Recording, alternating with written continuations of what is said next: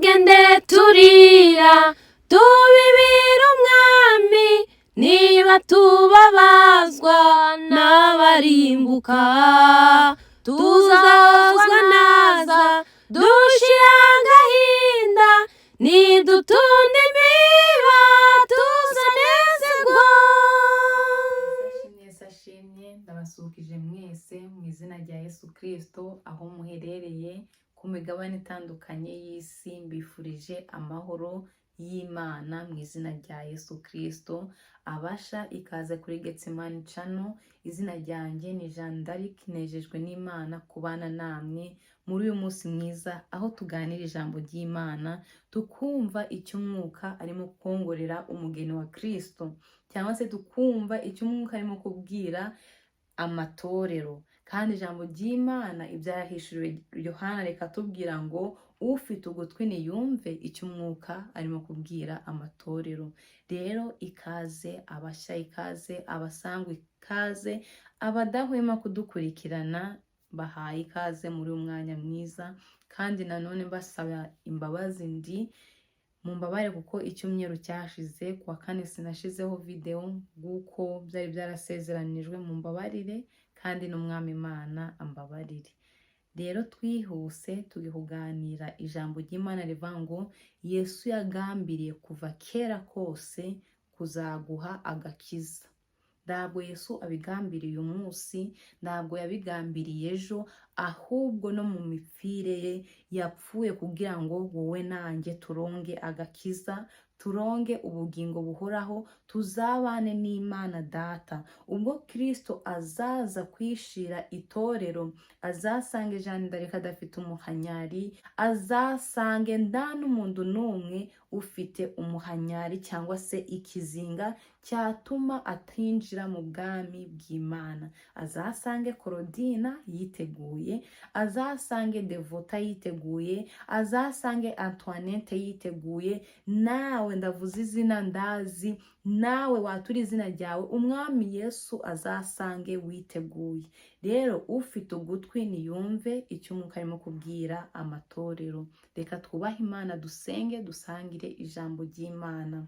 Uwiteka Mana yanjye, ndagushimye, ndaguhimbaje, ndagushimye kubwo uyu mwanya mwiza uduhaye wo kumva ijambo ryawe. Reka mwami amatwi yacu yazibure kugira ngo twumve icyo umwuka ari kubwira amatorero, twumve icyo umwuka arimo kubwira umugeni wa Kristo, kugira ngo mwami natwe duhore twiteguye kandi duhore tuboneye, kandi cy'ijambo ryawe ritubwira ude kucyumvira ndetse no kugikurikiza, ude kukubaha, dore yuko ngo kukubaha ndetse no kukumvira biruta ibitambo ndetse n'amashimye, biruta n'ibindi byose byo twakora. Mwami ukumvira uramwemera mu mahanga yose. Ndakwinze tugire neza, umwuka wawe wera azabane natwe, imbaraga z'ijuru zize zibane natwe, udusobanurire ijambo ryawe. Kandi ashima yuko ijambo ryawe ritagenda ridakoze icyo waritumye. Bana natwe rero uyu mwanya muri aya masaha, ukiza imitima yacu ndetse n'abandi bari kure nabo babone uwo mucyo wawe, maze bahindukirire bafatanye natwe kukubaha ndetse no kugukorera.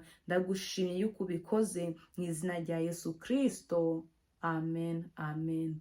Imana yacu ishimye, Imana yacu ihabwa icyubahiro. Tugiye gusangira ijambo ry'Imana dusanga mu butumwa bwiza uko bwanditswe na Yohana, ibice 4 umurongo wa 4 turageza ku 10. Umurongo nagendereye cyane ni umurongo wa 10. Imana itugire neza. Reka dusome ijambo ry'Imana mu izina rya Yesu. Ijambo ry'Imana ragira riti: yiyumvamo ko akwiye kunyura i Samariya, nuko agera mu mudugudu w'i Samariya witwa Sukara, bugufi bw'igikingi Yakobo yahaye umwana we Yosefu, kandi aho hari iriba rya Yakobo. Nuko Yesu ananijwe nuko yagenze cyane apfa kwicara kuri iryo riba. Hari nk'isaha 6. Umusamariyakazi aza kuvoma. Yesu aramubwira ati: mba utuzi two kunywa. 8 kuko abigishwa be bari bagiye mu mudugudu kugura ibyo kurya, umusamariyakazi aramubaza ati, ko uri umuyuda ngaba umusamariyakazi uransaba amazi ute? Icyatumye abaza atyo niko abayuda banenaga abasamariya. 10 Yesu aramusubiza ati, iyaba wari uzi impano y'Imana ukamenya ugusabye amazi uwo ari we, nawe uba umusabye nawe akaguha amazi y'ubugingo. Amen. Dusomye ijambo ry'Imana ritubwiye ngo Yesu yiyumvamo ko akwiye kujya i Samariya mu mudugudu Sukara. Uwo mudugudu Yesu yari yagambiriye kuwujyamo kuko yari ashaka kugira ute guhura na ya ndama yazimiye, yari ashaka guhura na ya ndama yatakaye, ya ndama yahagamye mu mahwa, ya ndama yazimiye. Ngo Yesu yaretse ngo indama 99 ngo ajya gushaka ya yindi imwe ni njyewe Jeanne D'Arc. Kandi ndashima ko Yesu yambonye. Ya yindi imwe ni wowe. Reba niba Yesu yarakubonye, reba niba nawe uri mu bo yacunguje y'amaraso. Ngo Yesu yiyumvamo ko akwiye kujya i Samariya kugira ngo ahure na uriya musamariyakazi amukize, amukure mu ivata, amukure mu isayo, amukure mu bimuhugije, amukure no mu kutamenya. Imana yacu ishimye kandi Imana yacu ihabwa icyubahiro. Ngo none ngisa 6 ngo uwo musamariyakazi ngaraza, buriya yasanze Yesu yicaye ku iriba rya Yakobo amutegereje. Nawe Yesu aricaye aragutegereje, arimo ararindira, arimo anihira data, nyaboneka data mbabara naura nawe yakizwa, naura nawe yagaruka, naura yaza akava mu sayo, akava mu byaha. Data ndakwinginze Yesu ngahora ngatunihira ngo iminiho itabarika, na Mwuka Wera nawe nuko yinginga data ati kaburetse naura yakizwa, nauriya yagaruka. Natwe rero Yesu arimo kutunihira kwa data. Hari abantu Kristo ashaka ko bakizwa, ko bava mu mwijima bakaza akabaha amazi amara inyota. Imana ishimye. Ngisaha 6 ngo uwo mudamu ngajya kwiriba agiye kuvoma. Ngo Yesu aramubwira ati, imba utuzi nweho. Kuko ngo abigishwa be bari bagiye kugura ibiryo. Mwibuke neza twasomye ngo Yesu yananijwe n'urugendo bitewe ngo nuko yagenze cyane ngapfa kwicara kwiriba rya Yakobo. Nyamara nubwo yapfuye kwicara kw'iryo riba rya Yakobo, we yaragambire gukiza uriya musamariyakazi. Ku murongo wa 10 niwe nagendere bene data. Yesu aramusubiza ati, iyaba wari uzi impano y'Imana ukamenya n'ugusabye amazi uwo ari we, nawe uba umusabye nawe akaguha amazi y'ubugingo. Imana nishimye. Yesu yaramubwiye ati, wamba amazi nganwaho ko nanjye ndaguha amazi y'ubugingo. Kandi ayo mazi y'ubugingo umuntu uzayanywa ntabwo azongera kugira inyota ukundi, ariko ayo urambaho umuntu arayanywa akagira inyota. Bishatse kuvuga iki? Hari icyo Yesu arimo kugusaba, hari icyo Yesu agushakaho. Ndakindi Pawulo yandikiye Abaroma aravuga ati, ngo nimutange imibiri yanyu ibe ibitambo bizima byera bishimwa n'Imana. Yesu arimo kugusaba uwo mubiri wawe, arimo kugusaba igihe cyawe, ari kugusaba umutima wawe. Uwumuhe wenyine, uwumuharire utamubanganyikanyije n'ibindi. Nduvuga ngo uramuha pariti imwe ngo ikindi gice ukihe, umuhibi ibindi ubyihe. Yesu arashaka yuko umwiha wese, arashaka yuko umwiyegurira. Ngo maze Yesu abwira umugore ngimba utuzi. imbamazi nweho bishatse kuvuga ngo cya kintu kiguhugije, cya kintu kiri kukubuza kubana n'Imana, bya bintu bikuzengunutse byakuboshe, Yesu arashaka yuko ubimuha nawe akaguha amahoro. Yesu niwe munezero, Yesu niwe bugingo, Yesu niwe mahoro, Yesu niwe soko nzima, Yesu niwe mazi amara inyota. Umufite ndacyo azakena, umufite ntabwo azifuza iby'isi, umufite ntabwo azaheranwa n'ibidafite umumaro. Natwe Yesu amazi arimo kudusaba ni umubiri ngo twitange, tube ibitambo bizima byera bishimwa n'Imana. Imana irashaka yuko nyiyegurira wese, nda bindi nsigaje mu mutima wanjye ngwegurire Imana, nda bindi birimo. Oya, Imana ngo ni Imana ifuha, irashaka yuko Jeanne D'Arc njyewe nyiyegurira wese, kandi n'Imana irashaka yuko nawe uyiyegurira wese. Insanganyamatsiko yacu yatubwiye ngo Yesu yagambiriye kuva kera kugukiza, kuguha agakiza. Ntabwo ari uyu munsi ho Yesu abigambiriye, yabigambiriye kuva kera. Imana itugirire neza.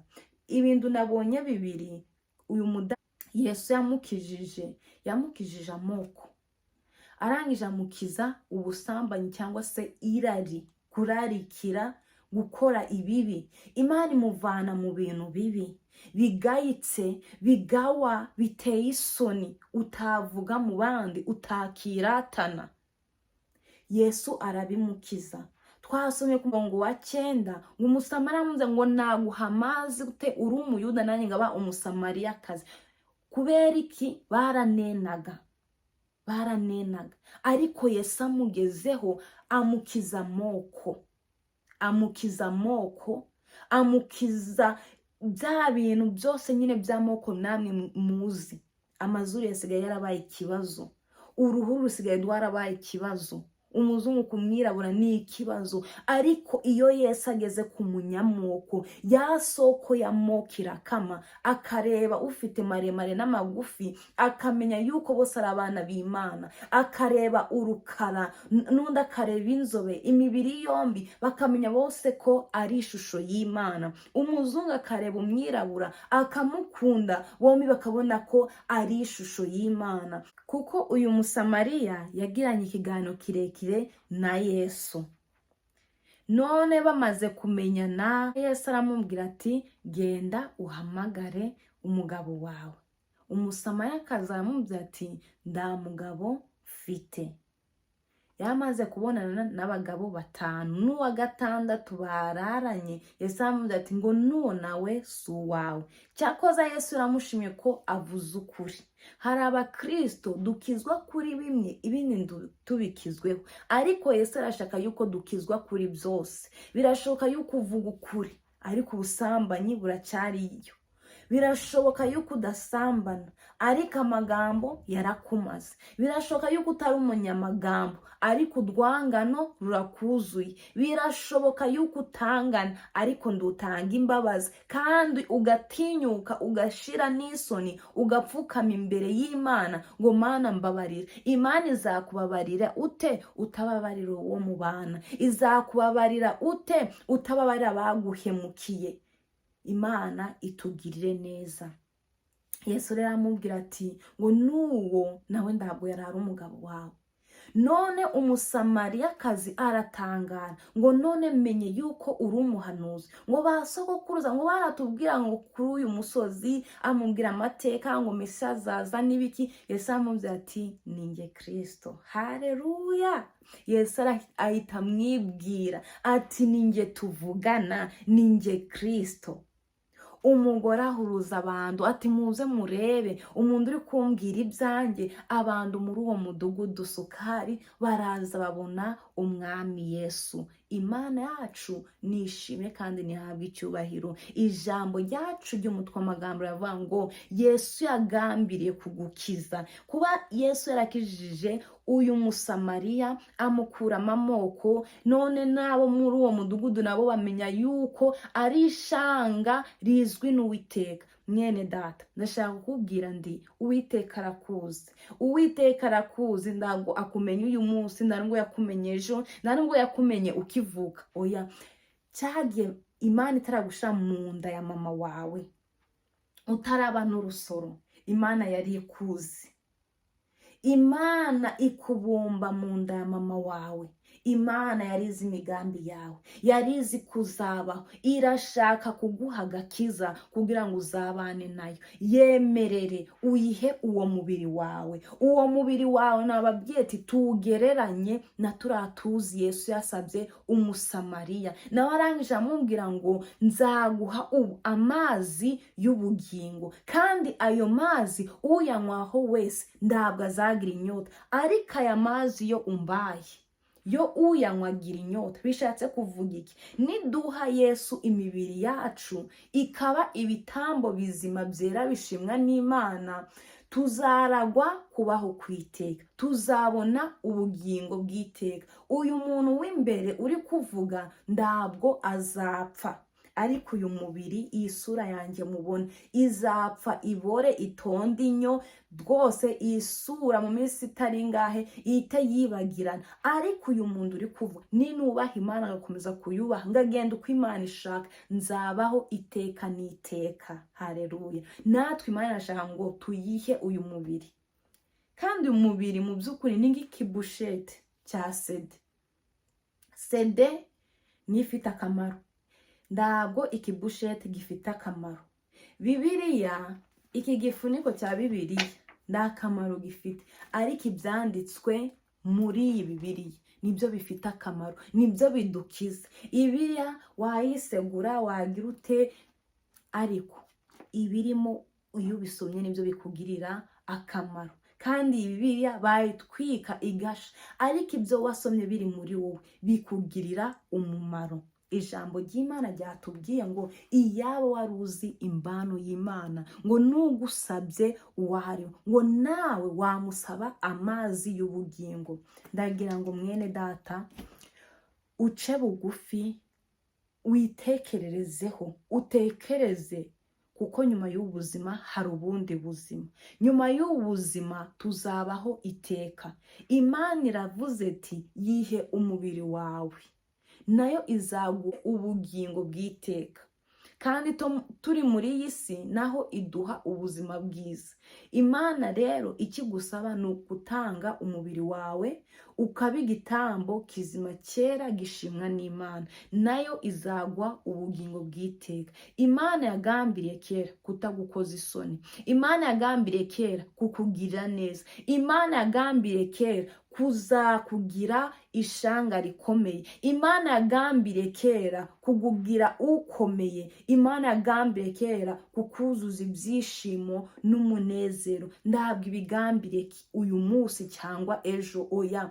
Nacyagiye utaragira mu nda ya mama wawe, nacyagiye mama wawe nawe ataravuga, ataraba urusoro mu nda ya gramere wawe, icyo gihe yemye n'igisekuruza cyawe kitarabaho, ndayamubwire ndi Imana yari ikuzi kandi yagambiriye kugukiza. Isaha 6 uyu mudamu yagiye kuvoma, asanga Yesu aramutegereje. Nawe Yesu aragutegereje shuti. Yesu arimo gukomanga, ca bugufi, mwihe nawe azaguha kubaho kwiteka. Mwihe nawe azaguha kubaho kwiteka. Kandi ukiri muri iyi si uzarama. Imana itugire neza. Saa 9 umwami baratanze. Ngabo yaje gukiza ntabwo bamumenye, abo yaje gutabara ntabwo bamwemeye. Saa 9 umwami baratanze, isi hinda umushitsi, abari imbohe ako kanya barabohodwa. Baratangara bati uriya tubambye si umuntu nk'abandi, uriya tubambye ni umwami w'isi n'ijuru. Uriya tubambye si umuntu nk'abandi, uriya tubambye ni umwami w'isi n'ijuru. Yesu ureba hagati y'ibisambo, Yesu reba wateshejwe agaciro, Yesu reba wambitse urubindo, ndacyahafite ndakimye kimuhama, nuko yiyemeje kuzagucungura umuntu. Ndacyahafite ndakimye kimuhama, nuko yiyemeje kuzagucungura umuntu. Amena. Yesu yiyemeje kuza kugucungura. Ndacyaha azi kuko ndacyo yigeze akora, ndacyaha kimubamo, nda nicyo yigeze akora, ahubwo yiyemeje kuza gupfa agacungura umwana w'umuntu kugira ngo we nanjye turonke ubugingo buhoraho. Amen. None Yesu aragira ngo umwihe nawe aguha ubugingo bw'iteka. Ni yariya mazi twasomye ngo yaba waruzi ugusabye ukamenya n'imbano y'Imana, ngo nawe umusabye amazi y'ubugingo. Yesu arashaka kugira neza. Ku musaraba saa 9, isaha saa 9 zuze, ngo Yesu ngaratanga. Niko muja wa Yesu Jeanne D'Arc yaririmbye. Saa 9 umwami abaratanze, ngisi hinda umushitsi. Abari bari imbohe muri gereza, ako kanya inzu zirikingura, barasohoka bemye. Natwe muri iki gihe imbohe ni nyinshi mu buryo bw'umwuka. Ababaswe n'ubusinzi, ababaswe n'ubusambanyi, ababaswe n'amagambo, ababaswe n'inzangano no kutababarira. Yesu yapfuye kugira ngo izo mbohe zibohodwe.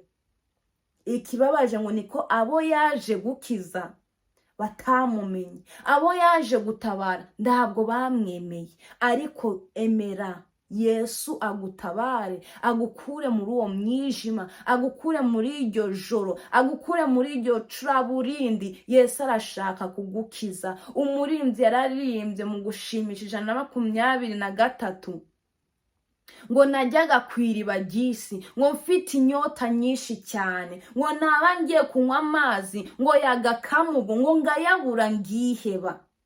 N'uyu musamariyakazi yahoraga ajya ku mugabo wa mbere, biranze kuwa kabiri wenda ni umugabo wundi, biranze. Inyota ye ndishire kuwa gatatu, inyota ndishire kuwa kane, ndishire kugeza ubwo ageze ku mugabo wa gatanu, inyota yanze gushira. Ageze kuwa gatandatu, inyota yanze gushira. Yesu amugirira imbabazi, amurebanisha amaso y'imbabazi, aramuze ati wambaye utuzi ngaguha amazi amara inyota, wambaye uwo mutwaro wawe ngakuruhura ugahabwa amahoro yo mu mutima. Ngo umurinzi yajyaga kw'iriba ry'isi, yabagiye kunywa yagakamubwo, yajyaga mu byo kwinezeza, agashaka amahoro akayabura, akavuga ati reka wenda nywa akayoga, wenda ibibazo biribagirana, akakanywa, ariko bya bibazo agasanga biraho biramuhanze amaso. Yesu arashaka ngo umwikoreze umutwaro wawe, akuruhure. Yesu arashaka kuguha kuruhuka, uruhuke mu mutima, wumva amahoro, wumva isoko y'ibyishimo. Hari n'abantu batazi no guseka ko bibaho, hari n'abantu batazi ko ibyishimo bibaho, ariko iyo wahuye n'uyu mugabo bita Yesu Kristo, aguha amahoro yo mu mutima, ukumva uguwe neza. Yemye uduke twawe ukumva uguwe neza, duke turimo amahoro biruta ngo byinshi by'induru, ukumva uguwe neza. Yesu yigeze guhagarara ku musozi avuga n'ijwi rirenga, araba ngo yemye, yameze nguhamagaye. Yari afite na za mikoro nyine za kera, ati yemye, niba yavugije ikondera nawe mbizi, ati yemye abarushe n'abaremewe, ngo nimuze ndabaruhura, ngo mwemere ngo munyigireho, ndi umugwaneza kuko noroheje mu mutima. Ngwino Yesu akuruhura uwo mutwaro, nguko yaruhuye umusamariya. Icyago cy'ubusambanyi, isoko y'ubusambanyi yahise ikama. Kurarikira abagabo batarabe byahise bishira. Amoko wenda yabonaga ati uriya muyuda dore uko areba, byahise bishira. Dore amoko yishe abantu, no mu nzu y'Imana byaraje. ariko niwemera Yesu araguha amazi, inyota y'ibyaha irashira. Ngo yajyaga kwiriba ry'isi ngo akashaka ibyo yakora ngo bimunezeze akabibura, agasanga nda amahoro mu busambanyi, agasanga nda amahoro mu kwangana, agasanga nda amahoro mu moko. Ariko yemereye Yesu amuha utwo tuzi twe, bya bindi byamunezezaga abiha Yesu. Yesu nawe arabifata abihamba mumva. Imana ishimye ngo ibyaha byanjye yabibambye mumva.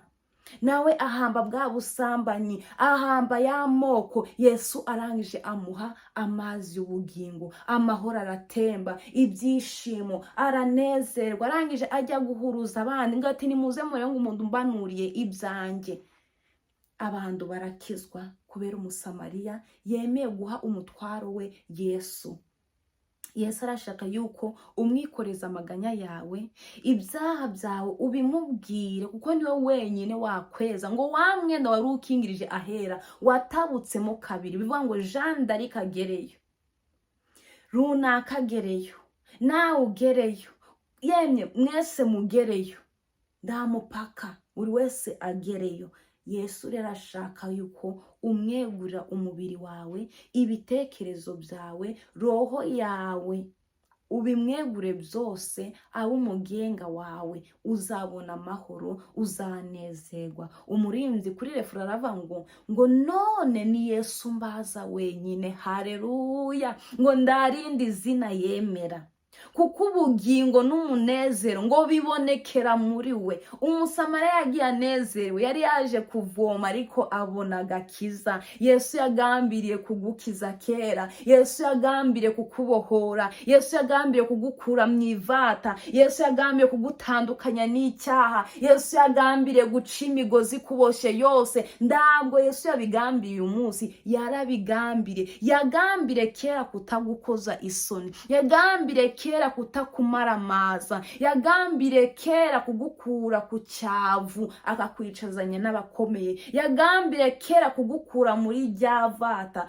ryarindi wigaragura usayisha ukora ibyo ushaka, ukababaza umukiza wawe utamwitaho. Ariko Yesu yaragambiriye kugira ite? Kugukiza. Bene data, imipfire ye niyo yadukirishije, imipfire ya Yesu niyo yadukijije. Ubu ndavuga Imana kuko Yesu yamfiriye. Nawe wabivuga byakubera. Yesu arashaka kukugirira neza. Reka twunamike imitwe yacu twubahe Imana. Wongere ubwire Yesu, wongere uce bugufi, wongere umwinginge ati Yesu ndakwemereye, ngwino uzumbemo, ngwino uzumbemo, ngwino uzundware, umbere umwami, umbere umukiza mu bugingo. Guhera uyu munsi nguhaye ubugingo bwanjye, guhera uyu munsi nguhaye umubiri wanjye, guhera uyu munsi nguhaye ubutunzi bwanjye, nguhaye ibyo ndunze byanjye byose n'ibyawe. Ndegeka, ndegeka, umbemo mwizina rya Yesu Kristo akugire neza. Reka twubahe Imana, twinginge Imana itugire neza. Kandi ndabizi nukingura umutima wawe Yesu arinjira, kuko uyu musamariya yamuhaye utuzi. Bya bishuko birimo kugukura bihe Yesu, kuko ni Yesu wabifata akabihamba mumva. Wowe urabihamba, urabyihanuye umunsi ejo bikazuka. Niko utabihaye Yesu. Bihe Yesu abihambe.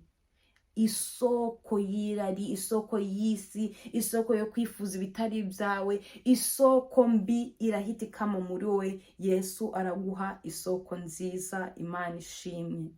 Nasoza mvuga ndi ca bugufi, twubahe Imana, dusenga Imana, hamagara Imana izebe mu mutima wawe, uyinginge, uyinginge kandi iremera, kuko Yesu aragutegereje. Yesu akeneye kufungura akaryango gato gusa, arahita yinjira kandi murabana, kandi arakubera umwami wawe, kandi arakugira neza. Jeanne D'Arc yararembye ngo ngabo yaje gukiza, ntabwo bamumenye, abo yaje gutaba ntabwo bamwemeye, ngo ariko saa 9 amaze gutanga ngo isi yahinze umushitsi. Reka wemere Yesu, kuko isaha yo gukora irageze, isaha yo kuguha agakiza irageze, isaha yo kubohoka irageze, isaha yo kugendana n'Imana ageze, isaha yo kwezwa n'Uwiteka niyi nyine. Ejo ngunze kuvuga ngo ejo sahanjye, ejo sahawe, kuko ntabwo uzi ibyo umunsi w'ejo uzazana.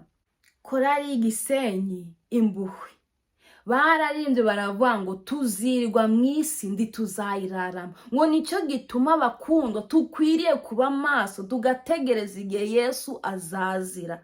Uyu ni umunsi wawe, uyu ni umunsi wawe kugendererwamo, uyu ni umunsi wawe guhindukira Yesu akakweza, Yesu akagutunganya. Ejo sahawe, ejo sahanjye, ntabwo tuzi ibyo umunsi w'ejo uzazana. Birashoboka yuko ejo hashobora kuba hawe, ariko iyeze, kuko Yesu yavuze ngo azaza ng'umujura, kandi ngazaza ntabwo azatinda, kandi dore ngo ubwami buregereje buri hafi. Imana itugirire neza. Rero twari dukwiriye kuba maso bakundwa, shuti z'umusaraba, twari dukwiriye kuba maso. Tuzirirwa muri iyi si ndi tuyiraramo, cyangwa se tuyiraremo ariko ndi tuyibyukiremo.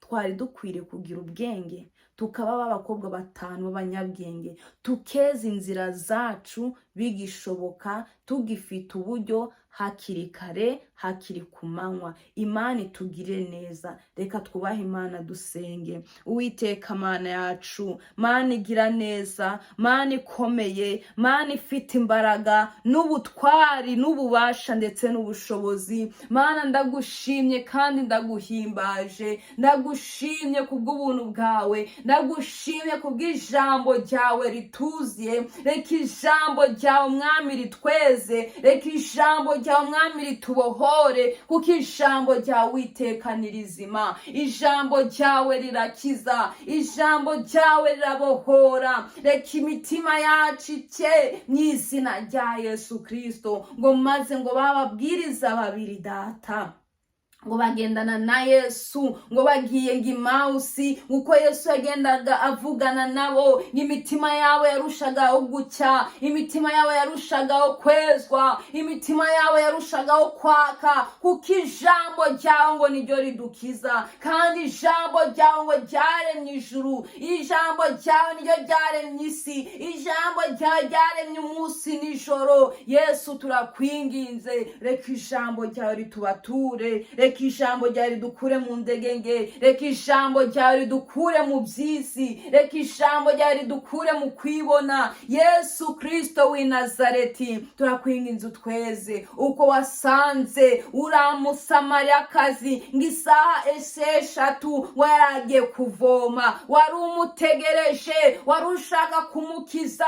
wari ushaka kumubohora, wari ushaka kumuha agakiza, wari ushaka kumuha ubuzima buzira ibyaha, buzira ubusambanyi, buzira amoko. Natwe muri iki gihe cya none urashaka kudukiza, urashaka kutubohora, urashaka kutugira neza. Senge Mwami abadukurikirana kuri Gethsemane Channel, ubahe agakiza gafatika, ubahe kwezwa, ubahe gutunganya inzira zabo, ngo nyamara tuzirirwa mw'isi ariko ndi tuzayiraramo, harige tuzayiraramo ariko ndi tuyibyukiremo. Ngo nicyo gituma bakundwa tukwiriye kuba maso tugategereza igihe uzazira. Mwami Yesu, Mwami Yesu ndakwinginze, tweza tweza tweza aho twifashe nabi, aho twifashe uko tutari, tubohore Mwami Yesu, tubohore, dukuremo amatiku, dukuremo indonganya, dukuremo amagambo, dukuremo ingeso zose mbi. Ezi inshuti z'umusaraba, uwakwizeye wese umweze, utarakwizera Mwami nawe mukangure mw'izina ryawe Yesu. Pawulo arandika aravuga ngo yewe usinzirewe kanguka, Kristo akuvishiriza umucyo. Mwami ndasengeye uyu muntu utarakwakira n'umwami n'umukiza mu bugingo bwe, umwiyereke nguko wiyeretse Sawuli, umwiyereke mw'izina ryawe Yesu Kristo. Sawuli yarahindutse, ubu yabaye icyitegererezo cyiza cy'abizera. gira neza n'uyu mwene data, umukize, umukure mu mwijima mubi, umukure mu mwijima w'icuraburindi, mwizina ryawe Yesu Kristo. Mwami ndakwinginze, ubwo uzaza uzaturebere kure, uzasange twiteguye, uzasange tuboneye, uzasanga amatabaza yacu harimo amavuta, uzasanga amatabaza yacu yaka, kugira ngo mwami tuzabashe kwinjira mu munezero wa data. Bana n'inshuti z'umusaraba, bana n'abakunzi ba Gethsemane Channel, bana nanjye mwami, uduhe kuba abanyabwenge, tugutegereze twihanganye, kandi tugutegereze mwami turi maso nk'abakobwa batanu b'abanyabwenge. Uturinde kuba abapfu, uturinde gutunga amatabaza atarimo amavuta, uturinde gutunga amatabaza yataka, mwizina rya Yesu Kristo. Bana natwe utugire neza. Ndagushimye kubaciye bugufi, ndagushimiye kubatsinzwe n'ijambo ryawe bakemera kwihana. Ubeze ubagire neza, kandi amahoro yawe atemba nguruzi nk'abisindi bayazi. Mwami ubagire neza, ayo mahoro atembe muri bo, kandi mwami duhisemo natwe guhora dukizwa, tugashinganywa mu gakiza kawe. Twere kuva huri, twere kuva huri, kuko niwo buhungiro bwacu. Ndagushimye ko wumvishe gusenga kwacu no kwingiga kwacu, mwizina ryawe Yesu Kristo niko dusenga twizeye. Amen, amen. Imana y'amahoro ibahe umugisha. Shalom, shalom.